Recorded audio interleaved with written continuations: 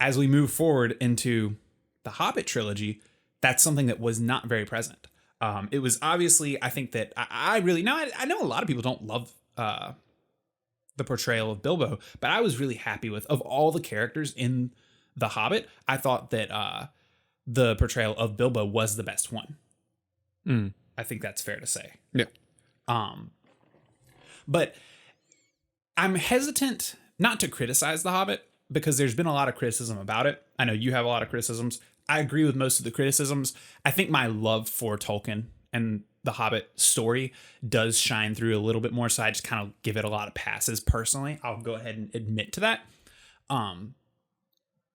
But another reason that I give Jackson a pretty big pass on The Hobbit is that the production turmoil was just so great on that set that I almost feel like it's a sad fact, but I just cut a lot of slack for the fact that he stepped into that role late and took on impossible odds, honestly, it felt like. I mean, he had to turn that into 3 movies. He had studios that were asking him to make it more like Lord of the Rings when it was clearly a children's novel. He's trying to bridge that gap, appease different fan bases and do it on little time. Like if you watch the behind the scenes features for the Lord of the Rings, it's this beautiful, jolly band of like amazing people that all love each other and are so excited and so devoted to their craft, really creating this magic, catching this lightning in a bottle. And if you watch the behind the scenes footage of The Hobbit, it's still interesting and looks fun to everyone else, but every time it shows Peter Jackson, he looks like he hasn't showered or slept in like a week. And he looks so tired. And not only, this isn't just, me perceiving the way that he looks. He literally says it. I mean, he doesn't say he hasn't showered, but like he pretty much like admits, he's like, I am so exhausted. I have no idea what's going on. Like everything is frantic and we're just trying to wing this and get through. I mean, I know that the Battle of the Five Armies end fight scenes, or not just the fight scenes, but mainly the big overarching army battles. The way those were shot were like sending, the assistant directors out, just like, go get some footage, go get some, like the B-roll was so much of just like, just fight, get some good shots. Like it was very much just, I think the production was so rushed and so much of it was being written on the fly that I don't feel like, I mean, obviously the failure is there, but I don't attribute it as much to Peter Jackson as I attribute it to him trying to make the most of his circumstances. Yeah. Well, I think the Hobbit movies definitely suffered from that sort of extra baggage that the Lord of the Rings ended up carrying really well. Mm-hmm. Well, no one expected anything of the Lord of the Rings either. Yeah. But also, like, the Hobbit had all these other things thrown into it that were clearly meant to make it feel bigger and longer when it never really needed to. Mm-hmm. And I cut it a lot of slack when the first one came out. Like, I really enjoyed the first one. Mm-hmm. And I was like, I cut a lot of the extra stuff that was in there, that people were like, oh, they're pulling from other Tolkien writings or whatever. I'm not really familiar with all that. Mm-hmm. But they were pulling stuff that wasn't necessarily in The Hobbit into it. And I was like, I kind of cut it slack. I was like, it'll go somewhere. It'll move along. But by the third movie, like, Gandalf has some side mission that doesn't really go anywhere. It's kind of just extra stuff. And it really made the films drag more than they should have. And they should have been a lot lighter. I mean, they were lighter, but they should have been lighter in terms of pacing and more of just a fun adventure with high stakes. But they should have kept that like fun adventure in Middle Earth feel to it. And parts of the movie got that, and parts of the movie just didn't to me. And that it's kind of the same. It's kind of the same King Kong issue. Like parts of the movie, like parts of the Hobbit movies I loved, and parts of them I actually liked more than Lord of the Rings. But there's so much extra to it.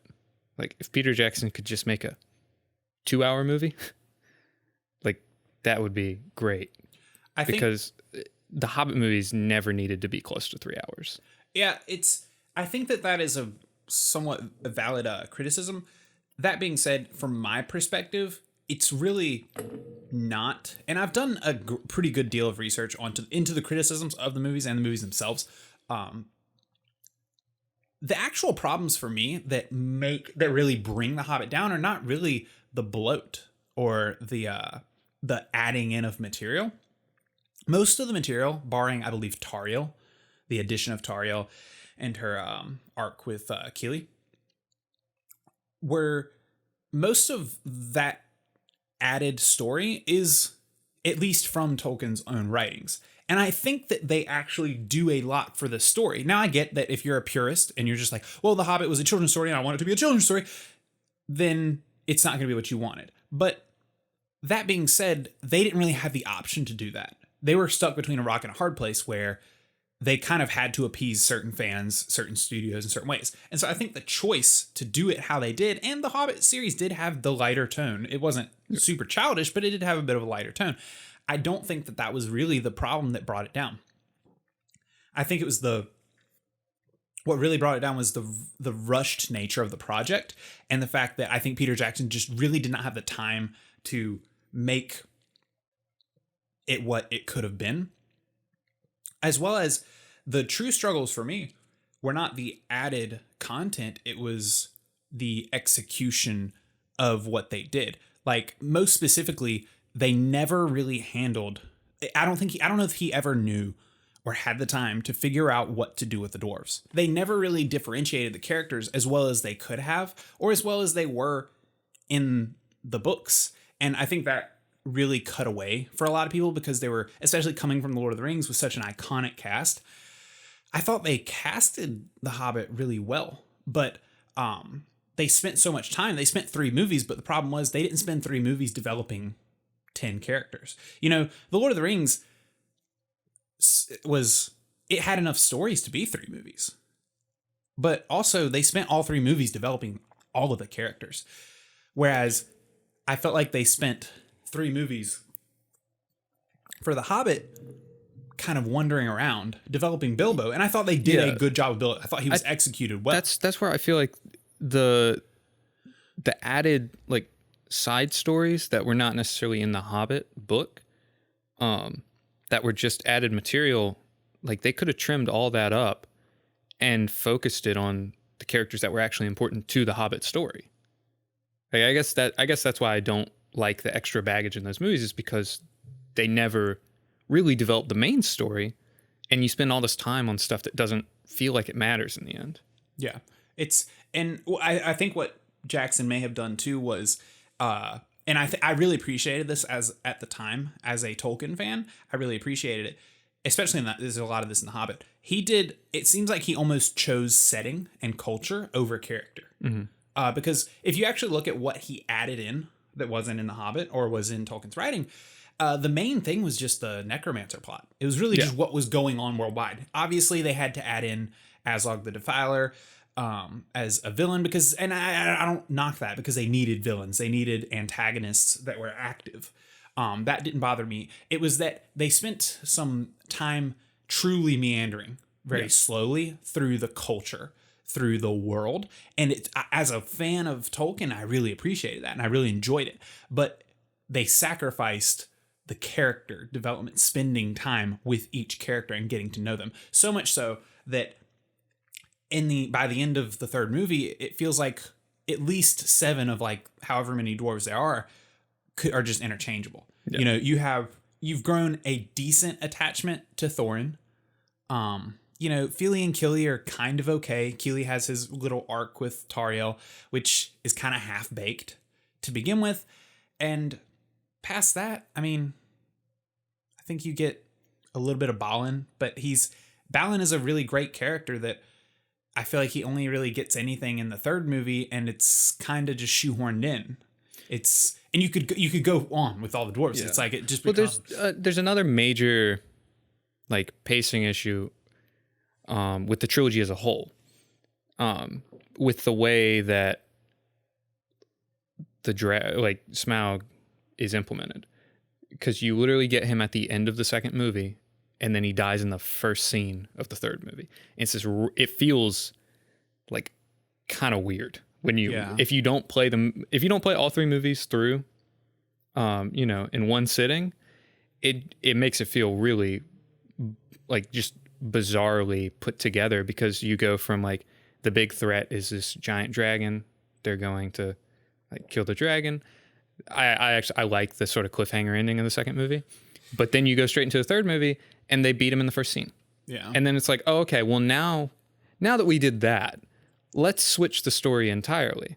And I never read The Hobbit, so like if that's completely accurate to the book, like that doesn't really matter to me. It doesn't feel right in the movie. It is. They should have they needed to pack that into some other way. Whether you put Smaug's death in the second movie or push Smaug's entrance to the third movie or whatever it was, it should have been done a different way. Yeah, I'm torn on it because I really enjoyed the cliffhanger of the second movie. I thought they really handled the. I think one of the problems was that they had a lot of set pieces. They needed to end each movie with a set piece. And The Hobbit being one book, I think that they had enough material to stretch it into 3 movies, but they had to still maintain these movie-like structures in that, in the first movie, they had to figure out a way to climax. So they had to do that big fight with the fire and the trees and the savior and Bilbo saving them. I thought they did that really well.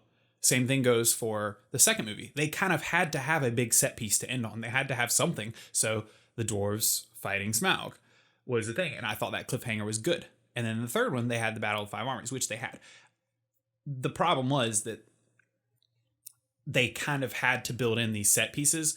And I just don't know that there was a great way to try and puzzle piece it all together, because it was originally all one story. I think you would have had to cut it into 2 movies instead of 3. Yeah. Which was the original plan. Even then, it still would have been...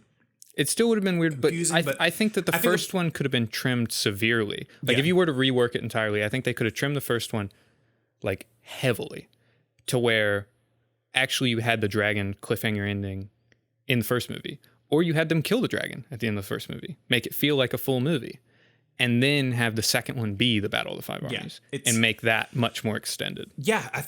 You could have done 2 3-hour-long movies and made them feel really full. It felt full. like it might have been, I think with what they wanted to do, it felt like it might have been too much for 2 movies, but too little for 3. It's like there's just a weird push-pull aspect. But this is the danger that I always have to caution when I talk about Lord of the Rings. I'll just start going into all these movies because I'm very passionate and have a lot to say about them. But to move on from the Hobbit films, I guess what I wanted to say was that I can not chalk it up, like write it off as it not being a big deal that the Hobbit movies had some problems. I think they're lovable films. Oh, I still enjoy them. I enjoy them. And part of that's just my love for Jackson's style as well as the stories. But I do write off some of the struggles of those movies.